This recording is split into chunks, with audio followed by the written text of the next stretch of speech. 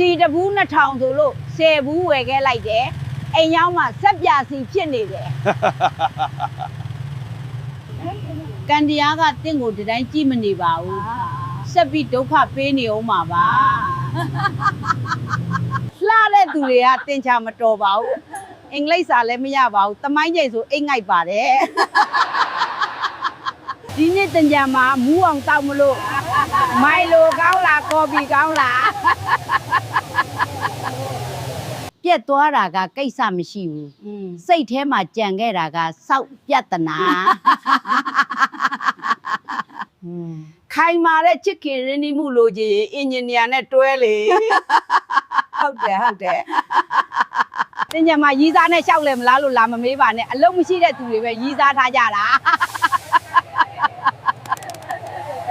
ငါမာနကြီးတဲ့ထဲမပါဘူးကလေးနဲ့တွေ့ရင်ကလေးလိုနေတယ်လူကြီးနဲ့တွေ့ရင်လူကြီးလိုပေါင်းတယ်ခွေးနဲ့တွေ့ရင်တွေးလိုဟောင်းတယ်